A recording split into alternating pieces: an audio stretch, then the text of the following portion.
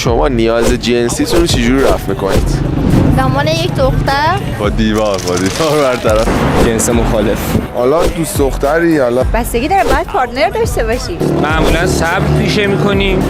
های گایز، برای یوتیوب لویسیم خیلی خوش آمدید به یوتیوب چنل من.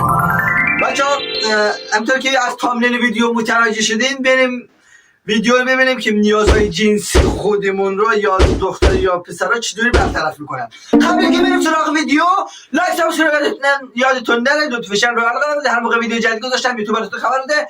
خالد لویسی ویدیو جدید گذاشته، اولین نفر باشین. ببین اولین نفر باشین، بیاین ویدیو رو ببینین و ازش لذت ببریم. بریم سراغ ویدیو، لیتس گو.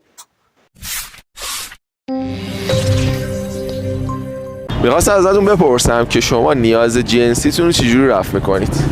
دنبال یک دختر، اول اینکه انقدر اونو گرم میکنی که به این چیزا فکر نکنم. چیکار میکنی؟ فکرتو گرم میکنی، اصلا به این چیزا فکر نکنی.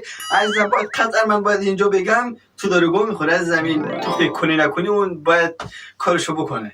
میفهمید چی میگم دیگه؟ خب دوست پسر نه کشی خوابت مثلا. شما؟ به نام خدا من بچه من نیستم. این جواب نمیدم. چرا نمیتونه؟ من اصلا به این چیزا فکر نمیکنم، بیشتر سمت هدفم. خب بخوره عزیزم، کدوم هدف؟ ببینید بچه‌ها، من اصلا نمیخوام در این ویدیو مداخله، ولی کدوم هدف عزیز من؟ به این چیزا فکر نمیکنی تو داری زر میزنی. بیشتر من سمت هدفم. واقعا این چیزا خیلی چیز مسخره‌ایه. من اجازه میدین اینو استوری کنم قربان؟ راستش من منو ببینید به من میگن جواب بده، اورانیوم نمی‌خوره.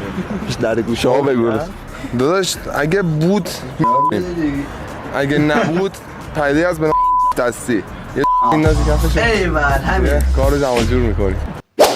گلار دوست دختری حالا داستانای دیگه، داستان که زیاده ولی دیگه بستگی به خودت داره چجوری دوست داری. مایه میخواد.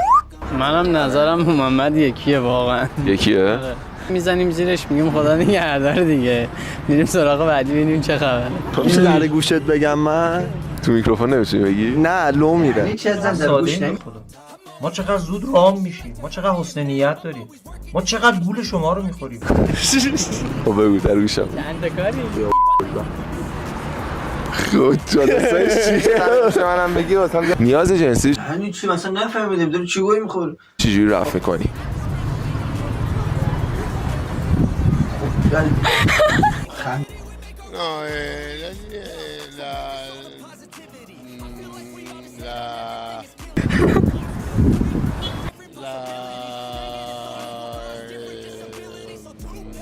توکل خدا. دقیقا توکل خدا. توکل خدا؟ چی کاره؟ توکل به خدا؟ چرا بخوای صلواتی که نمیزنی عزیزم؟ چه ربطی داره؟ که توکل به خدا بزنی. جدی میگم چه شیره داره توکل؟ چرا با توکل به خدا میزنی؟ چجوری این از سوال بود؟ چجوری نیاز جنسی تو رفع میکنی اونم توکل به خدا؟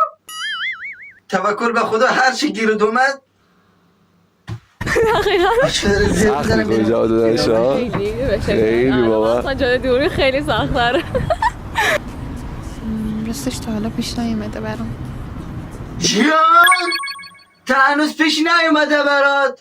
چرا گو میخوره عزیزم؟ چرا زیر میزنی با اون قیافه؟ شرم کن، خجالت بکش. تا هنوز پیش نیومده؟ حداقل من قول میدم 18 سال سن داره، 18 سال تا هنوز پیش نیومده. برو بابا ولم کنید ناموسن، بذار من تا آخر ویدیو دوام بیارمه. بریم ادامش. چرا؟ فکرم نمیکنه براش. ولی موقعیتش برات پیش پیش نیومده، یا اگرم پیش بیاد یه سری مسائل فرهنگی و خانوادگی که نمیشه مانع. توی چارچوبش هستی و ترجیح میدی که به پدر مادر احترام بذاری و پیش نری. آره.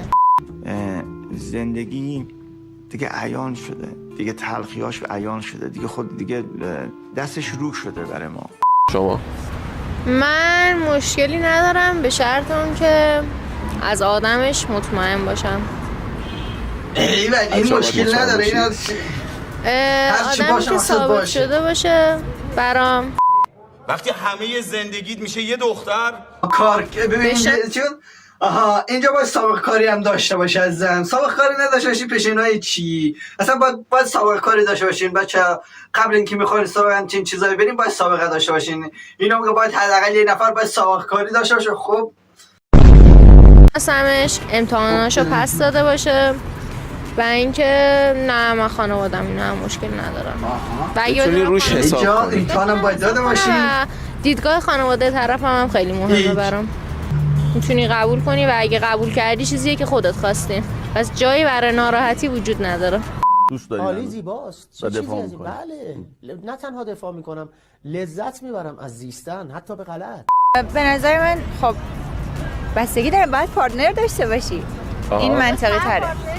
آره و اینکه اون پارتنرت باید آدمی باشه که خودشو به ثابت باید کرده پارتنر باشه. خب داشته بالاخره یه باشی. نیازیه خوش که به هم حال دختر شما. داره، هم پسر داره. خوش به حال و مهمه این که به ازدواج ختم بشه یا نه؟ به نظر من این مهمه که اون تایمی که در کنار اون شخصی آرامش داشته. آخه کلاخ میخوای یک نیاز جنسی برآورده کنی، چطوری باید بیا به ثابت کنه؟ چطوری باید بیا؟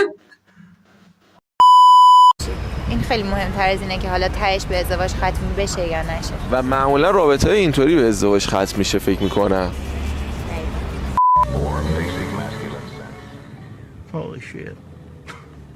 نیازهای جنسی رو اصولا سعی میکنم یا تو رابطه یا رابطه های غیر مشروع انجام بدم دیگه. هر جور که خودم صلاح بدونم و مودم باشه انجامش بدم. آیا به صورت دوستانه و دوست دختر دوست پسری و دوست دختر دوست پسری و دوستانه و فرق نمیکنه. راضی شما؟ خوبه دیگه. خب میگم عشق و حال به راست خوش میگذره، متاپتا چی هست؟